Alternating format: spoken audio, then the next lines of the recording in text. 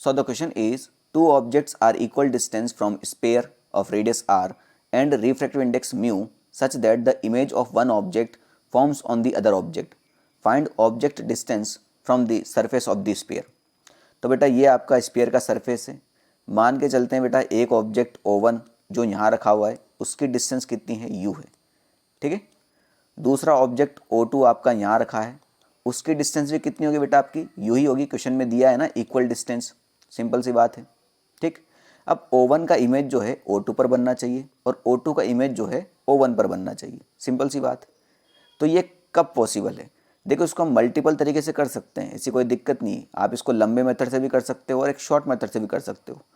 Short method में आपको ये ध्यान रखना पड़ेगा, ऐसे क्वेश्चन आपके बार बार रिपीट होते हैं तो इसको आप ध्यान रख लीजिएगा कि एक ऑब्जेक्ट की इमेज दूसरे ऑब्जेक्ट पर या फिर दूसरे ऑब्जेक्ट की इमेज एक ऑब्जेक्ट पर कब पॉसिबल है कि अगर यहाँ से रे ऑफ लाइट इस प्रकार से जाएगी, है ना, और डिस्टेंस भी सेम होना चाहिए। जब रे ऑफ लाइट यहाँ से अगर ऐसे जाए और ये फर्स्ट रिफ्रैक्शन के बाद अगर रे ऑफ लाइट पैरेलल हो जाती है तो सेकंड सरफेस से रिफ्रैक्शन के बाद ये रे ऑफ लाइट वापस उतने ही डिस्टेंस पर जाएगी। ये बात क्लियर हुई कि नहीं हुई? सिंपल सी बात है। यानी फर्स्ट रिफ्रैक्शन के बाद रे ऑफ लाइट कैसी हो गई, पैरेलल। यानी अगर मैं ऑब्जेक्ट डिस्टेंस को यू मानूंगा तो फर्स्ट रिफ्रैक्शन के लिए इमेज डिस्टेंस कितना हो जाएगा आपका, इन्फिनिटी। और यहीं पर सेकंड सरफेस के लिए ये अब ऑब्जेक्ट से आ रहा है तो सेकंड सरफेस के लिए इमेज डिस्टेंस कितना हो जाएगा आपका, इन्फिनिटी, और ऑब्जेक्ट डिस्टेंस कितना हो जाएगा आपका, यू। बात समझ में आ गई?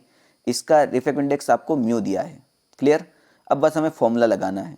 तो बेटा आपका एयर से आ रहा है ना, तो एयर है आपका रेयर मीडियम और ये ग्लास जो भी ये स्पेयर है इसका म्यू दिया है, यानी ये हो गया आपका डेंसर मीडियम। अगर कोई ray of light rare medium से डेंसर मीडियम में आती है तो हम एक फॉर्मूला लगाते हैं बेटा जो आपको अच्छे से याद होना चाहिए, ठीक है।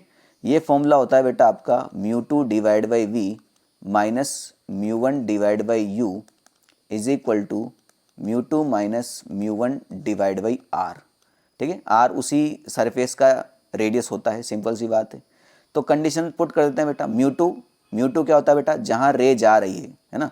तो रे कहाँ जा रही है, अगर मैं फर्स्ट सरफेस की बात करता हूँ तो रे कहाँ जा रही है, इस ग्लास के अंदर, इसके अंदर, जिसका रिफ्रैक्टिव इंडेक्स कितना है, म्यू है। और μ1 क्या होता है बेटा, जहाँ से रे आ रही है तो एयर है बेटा, तो एयर का रिफ्रैक्टिव इंडेक्स कितना होगा, 1 होगा। बस यही वैल्यू हमें यहाँ पर रख देनी है।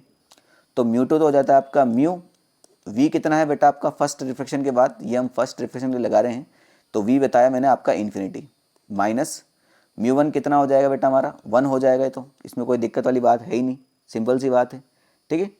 और ऑब्जेक्ट डिस्टेंस कितना है, u दिया है, ठीक, इज इक्वल टू μ2 है आपका कितना, ये तो म्यू है, और μ1 आपका 1 है, और r is equal to R है, ठीक है। साइन कन्वेंशन आप यूज़ कर सकते हैं, है ना, साइन कन्वेंशन अपन भूल गए बेटा। तो रे ऑफ लाइट इधर जा रहा है, ऑब्जेक्ट डिस्टेंस आपका यहाँ से मेजर होगा तो u आपका नेगेटिव लिया जाएगा, सिंपल सी बात है, ठीक है। और ये इस प्रकार से है तो इसका रेडियस ऑफ कर्वेचर पॉजिटिव ही लिया जाता है ना, इसका रेडियस ऑफ कर्वेचर इधर की तरफ मेजर होगा और रे ऑफ लाइट भी इधर ही जा रही है तो r आपका पॉजिटिव हो जाएगा, डन। तो u आपका नेगेटिव हुआ इस प्रकार से, ठीक। चलिए भाई, तो ये माइनस से माइनस, ये तो भैया इन्फिनिटी है, डिवाइड में तो 0 हो गया, और ये माइनस से आपका माइनस खत्म हो जाएगा, तो ये हो जाएगा 1 by u is equal to mu minus 1 divide by R. मुझे u निकालना था तो u will be equal to R divide by mu minus 1, ठीक है। तो ये कौन से ऑप्शन में दे रखा है, r divide by mu minus 1, option number 2 में, ठीक है।